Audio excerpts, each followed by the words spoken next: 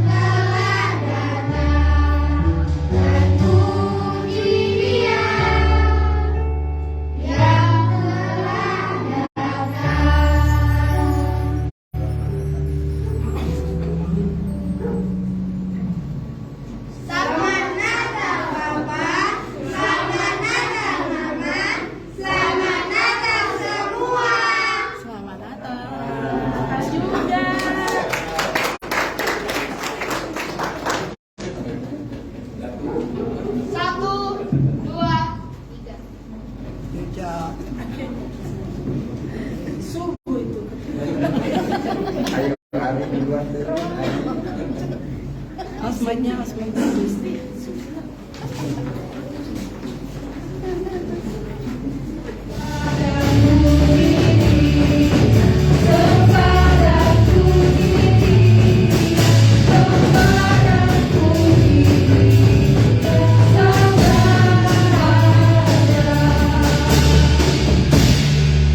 Saya persilakan buat penampilannya.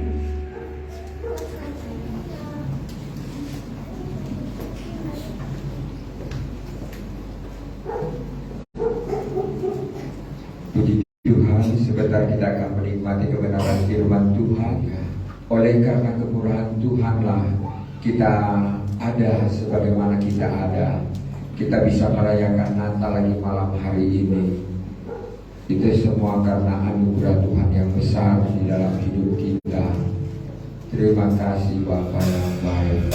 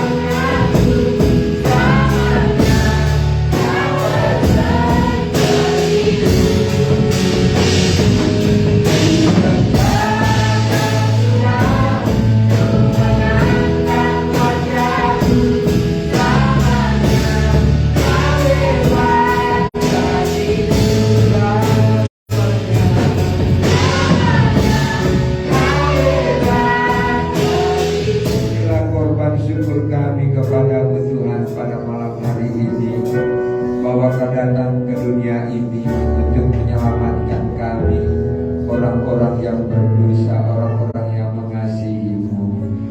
Terima kasih Bapa yang baik. Terima kasih kelahiran-Mu didengar oleh seluruh manusia. Kelahiran-Mu membawa dampak bagi dunia ini. Kelahiran-Mu Tuhan membuat orang diselamatkan semuanya. Terima kasih Bapa yang baik. Kami siap untuk menikmati kebenaran firman-Mu pada malam hari ini. Berfirmanlah Tuhan, kami siap untuk diberkati kebenaran firman-Mu. Mari nyatakan isi hati-Mu buat kami yang hadir malam hari ini. Mari Bapa yang baik, urapi pendengaran kami, urapi pikiran kami, urapi hati kami, urapi roh kami, untuk kembali diisi oleh kebenaran firman-Mu. Biarlah kebenaran firman Tuhan itu menjadi jawaban di dalam hidup kami malam hari ini. Terima kasih Bapa yang baik, urapi hamba-Mu yang akan menyampaikan firman Tuhan. Allah Roh Kudus sendiri berkata-kata, biar nama-Mu ditinggikan dan dimuliakan. Kami siap untuk mendengarkan firman-Mu. Setiap ilalang bebatuan, setiap yang bukan daripada Tuhan, kami tidak izinkan Bapa ada di tempat ini untuk mencuri firman-Mu. Dalam nama Yesus kami tolak dengan kuasa darah Tuhan Yesus Kristus. Terima kasih Bapa, terima kasih Yesus. Kami siap untuk mendengarkan firman-Mu. Dalam nama Tuhan kami Yesus Kristus kami sudah berdoa dan mengucap syukur. Haleluya. Amin. Saudara siap untuk mendengarkan firman Tuhan? Ya, mari kami persilakan buat hambanya yang akan menyampaikan kebenaran firman Tuhan. Haleluya. Jadi Yesus lahir ke dunia untuk menjadi Tuhan dan Juru Selamat melalui kematian. Kenapa yang di sebelah kanan dia diselamatkan? Dia insaf akan dirinya manusia berdosa. Itulah titik awal Yesus bisa lahir, saudara. Ya, itu titik. Ngapain kita melayani Natal tiap tahun merayakan Natal tapi nggak pernah berubah? Tetap aja malas, tetap aja aku tidak ada berbuat apa-apa untuk Tuhan. Apa kesaksiannya? Tidak ada. Tidak ada perubahan. Malah semakin jauh sudah suku bilang ya, yang bukan jemaat saja, kok bisa lebih loyal? Di mana Yesusmu? Kau sebagai jemaat di mana Yesusmu sayang? Kau sebagai pelayan Tuhan di mana Yesusmu? Benarkah dia sudah lahir? Boleh jadi apa? Kau jadikan dia babu atau kau jadikan dia raja? Ya, benar-benar jadikan dia raja. Sembah dia, puji dia, beri yang terbaik kepada dia dari hidupmu, dan ikuti standarnya seperti Zakaria dan Elizabeth. Dia akan datang yang kedua kali, ya. Dan pemberitaan itu juga diberitahu kepada gembala-gembala. Yesus itu raja, makanya kan menyembah. Banyak orang tidak bisa menyembah. Saya sebelum dijamah Roh Kudus saya tidak tahu menyembah, tidak tahu, doa saja. Saya tidak merasakan apa-apa. Sejak saya terima Yesus, makanya orang yang dibaptis itu saya tanya, kau mau apa? Ya, kenapa kau mau dibaptis? Apa tujuanmu mau dibaptis? Ada yang bilang mau diselamatkan. Ya, si Petrus bilang supaya aku born again. Ya boleh, bagus. Bagus kau Petri amang guru, ya. Kau mau apa? Supaya aku mengalami kelahiran baru. Bagus, berarti dia diam-diam itu dia tahu firman Tuhan, ya. Kalau mengalami kelahiran baru, oke. Kapan kelahiran baru? Saya tidak tahu. Kalau saudara tante apa sih artinya lahir baru? Saudara nanti nggak tahu. Tiba-tiba nanti saudara berubah. Itulah kelahiran baru.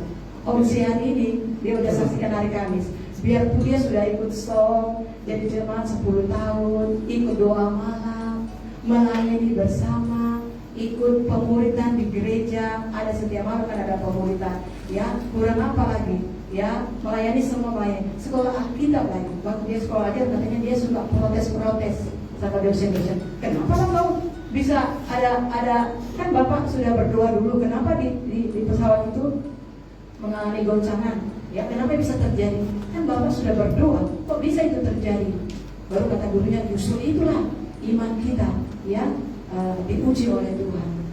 Baru ketika dia di sekolah Alkitab itu membongkar gudang, baru dia ada ketemu traktat surga neraka. Dia bacalah itu traktat surga neraka, dan akhirnya Roh Kudus membawa dia ke alam roh. Jadi dia bisa lihat orang-orang yang ada di neraka itu nangis-nangis, teriak-teriak, minta-minta ampun, bertobat, minta-minta diselamatkan. Tidak bisa. Jadi dia lihat orang-orang yang sudah meninggal, orang-orang yang tahu meninggal, dia menangis sedih karena dia tidak bisa menyelamatkan lagi orang-orang itu. Saudara tahu apa buahnya? Berikutnya lagi, kalau gurunya ngajar, dia nggak berani protes-protes lagi. Dia duduk, dia mendengar. Jadi sopan dia, nggak duduk lagi. Ya, itulah Roh Kudus menjamah dia melalui traktat surga neraka yang dia baca. Jadi setiap malam katanya dia nangis-nangis mengandungi, nangis-nangis mengandungi. Kasihan dengan orang-orang yang ada di neraka, tidak bisa lagi diselamatkan. Mereka orang Kristen, orang tuanya Kristen. Ya, kenapa mati masuk neraka? Tidak bertobat. Kenapa tidak bertobat? Ya, kita tidak bisa bertobat kalau tidak dijamah Roh Kudus. Saya ini tidak bertobat dulu, saudara. Tidak, saya hanya percaya terima Yesus, firman masuk, Roh Kudus masuk jamah saya, dan sejak itu saya bertobat. Itu asli bertobat dari Roh Kudus, saudara. Nggak perlu diajar-ajar gembala, nggak perlu, ya. Dari Alkitab ini bertobat. Jadi saya sudah mengalami kelahiran baru. Om Sian sudah mengalami kelahiran baru. Jadi saudara, saya tidak tahu kapan nanti saudara akan mengalami kelahiran baru, karena Yohanes 3 nanti dia itu seperti angin. Saudara tidak tahu kan angin itu datang, saudara bisa rasakan angin itu. Ya, tapi kalau saudara sudah lahir baru, Roh Kudus sudah masuk, Yesus sudah lahir, saudara akan diubahkan oleh Roh Kudus dan Firman karena Dia mengasihi kita. Ya, perubahan itu terjadi ketika Yesus sudah lahir. Kita malam ini merayakan Natal. Oke, pertanyaannya, Yesus yang mana yang ada di hati kita? Apakah Yesusnya masih bayi? Biarpun masih bayi, tapi Yesus itu disembah. Ketika saudara setia ibadah, baca firman, dan saudara melayani, komitmen benar-benar ikut Tuhan, pasti firman itu akan bertumbuh.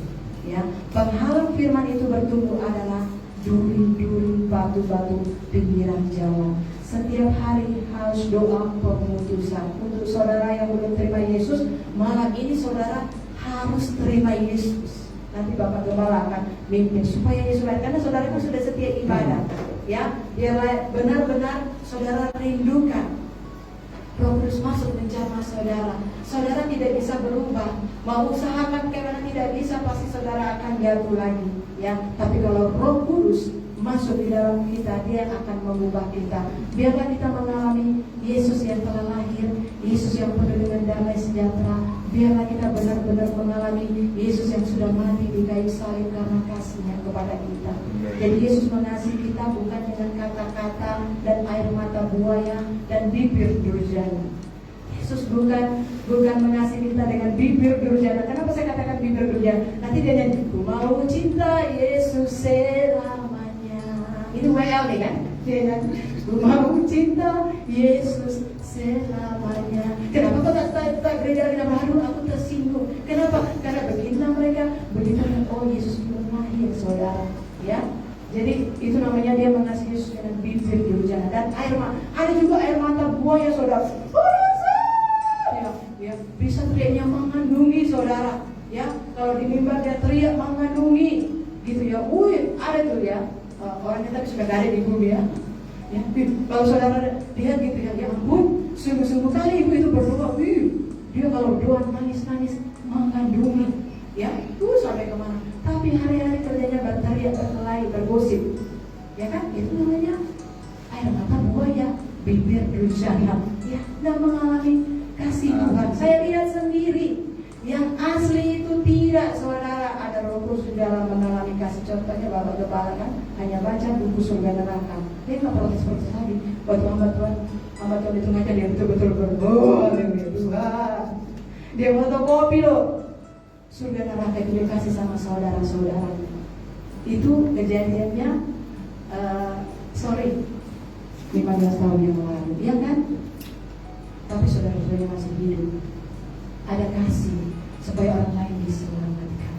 Ya, malam hari ini biarlah kita mengalami Tuhan Yesus Kristus yang telah lahir. Yesus telah lahir sebagai Raja. Dia mati berkorban sebagai Raja.